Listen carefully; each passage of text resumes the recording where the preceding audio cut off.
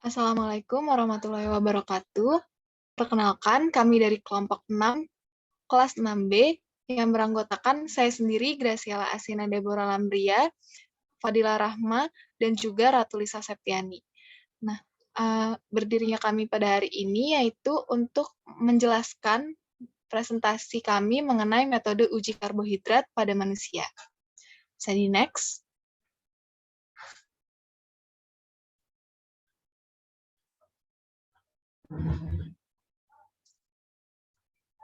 Oke. Nah, berikut merupakan table of contents atau konten yang akan kami jelaskan, yaitu terdiri dari pendahuluan, karbohidrat, uji karbohidrat, dan juga kesimpulan. Bisa di next.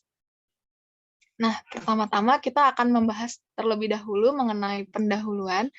Jadi seperti yang kita tahu, nasi merupakan sumber karbohidrat, dan jenis karbohidrat yang banyak yang ada yang terkandung di nasi itu ada glukosa.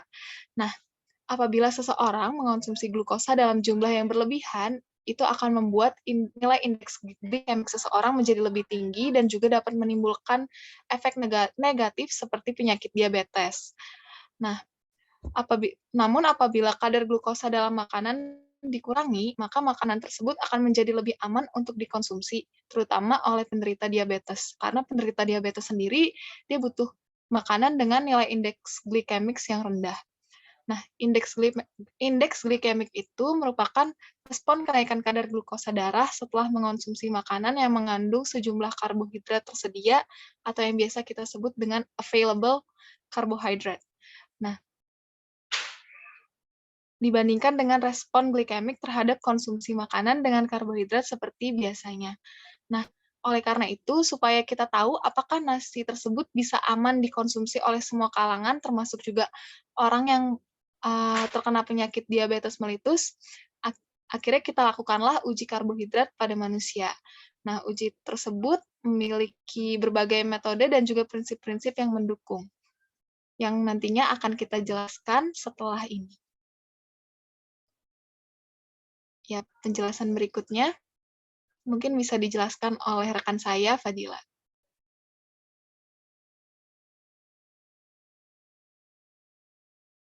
Selanjutnya adalah karbohidrat. Apa sih itu karbohidrat? Karbohidrat adalah zat gizi yang penting untuk manusia. Berfungsi sebagai sumber energi utama, memberikan rasa manis pada makanan, mengatur metabolisme, serta berperan sebagai penghemat protein, dan juga membantu pengeluaran feses. Selanjutnya adalah macam-macam uji karbohidrat.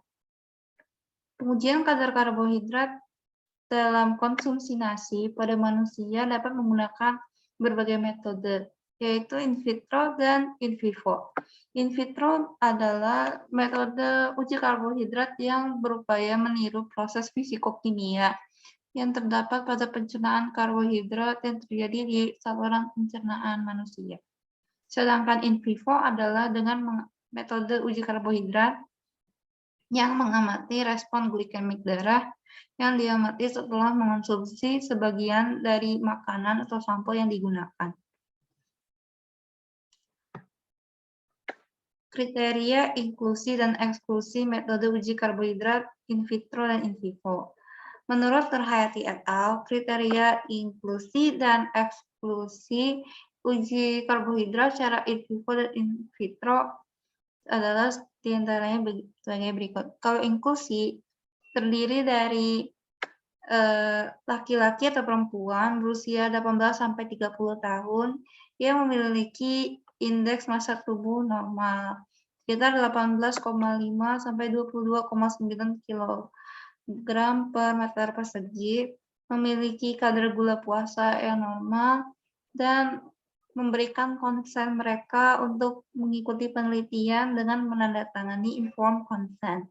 Sedangkan kriteria eksklusi adalah orang-orang yang memiliki riwayat penyakit diabetes mellitus, memiliki gangguan pencernaan, perokok aktif, orang yang mengonsumsi obat-obatan yang berpengaruh terhadap kadar gula dalam darah.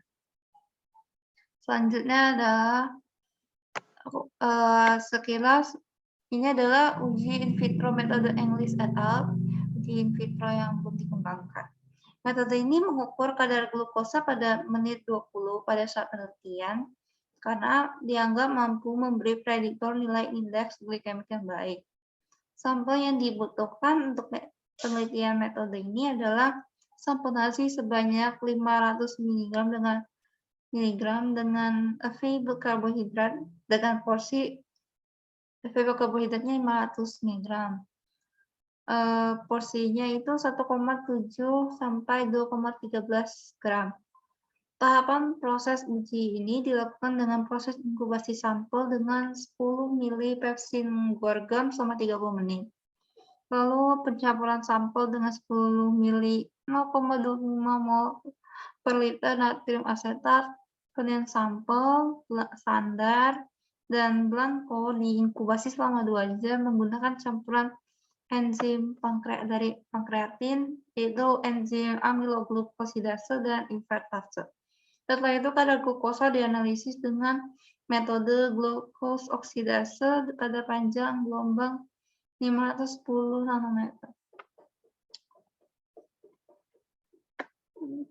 Selanjutnya, nah kemudian dibahas lagi di penelitian Nurhayati et al. Kadar glukosa yang terbaca pada menit 20 didapatkan pemeringkatan sampel dari terendah hingga tertingginya itu ya nasi hitam varietas lokal Cirebon, nasi Cisokan, nasi Impara 5, nasi Impari 24, nasi Sintano, dan ketan grendel. Menurut Al-Salem, semakin tinggi nilai indeks glikemik sampel, maka kadar glukosa sampel yang terukur pada menit 20 juga semakin meningkat.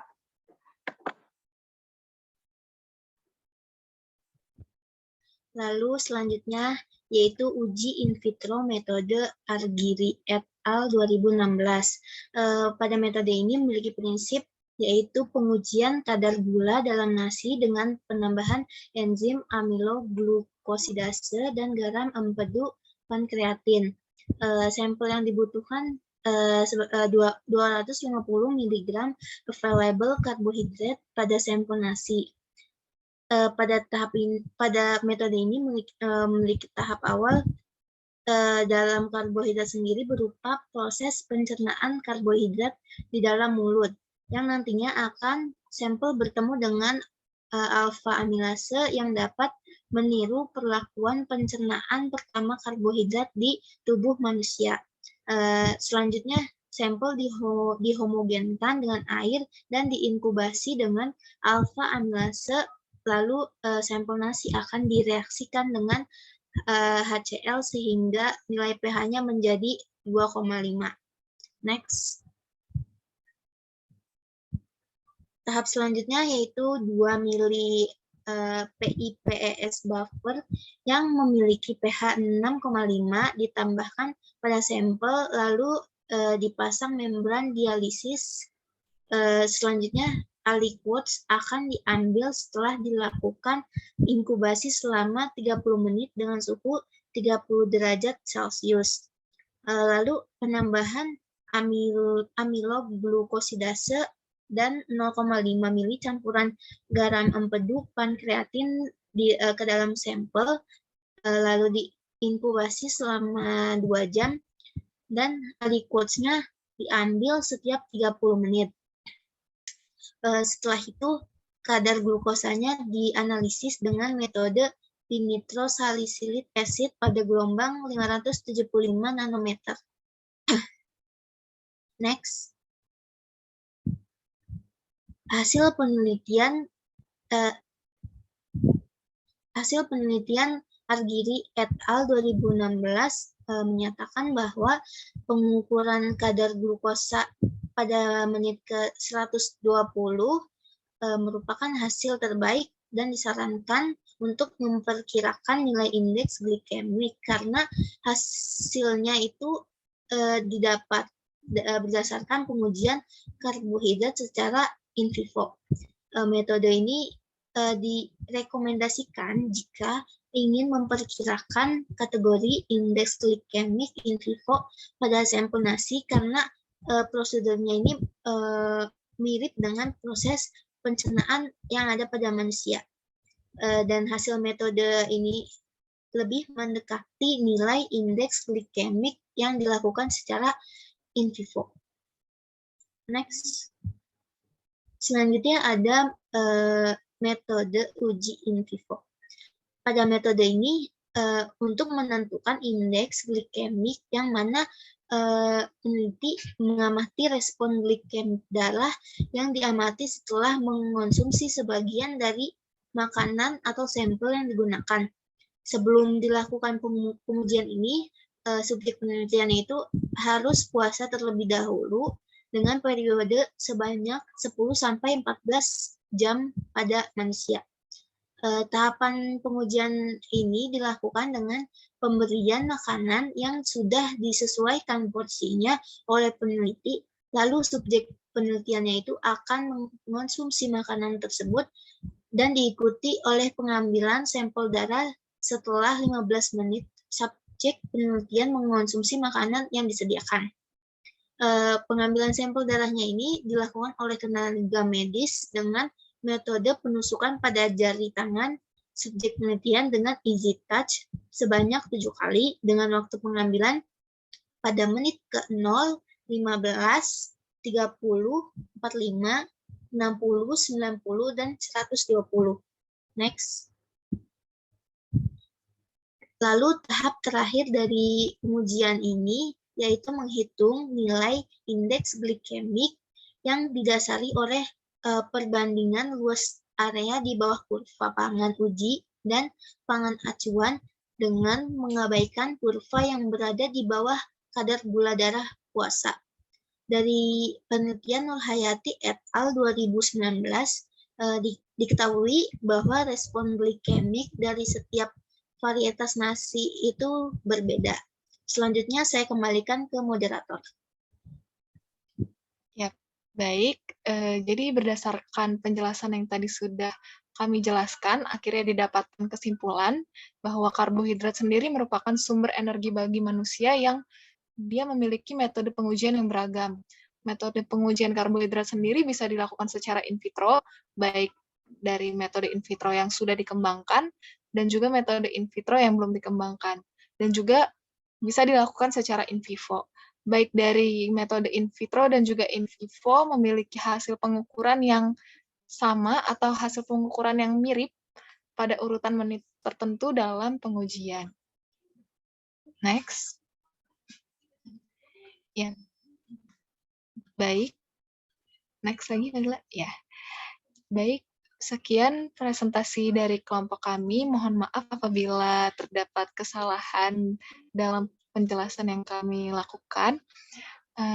Kiranya apa yang dapat kami jelaskan bisa membantu teman-teman dalam memahami mengenai metode uji karbohidrat pada manusia.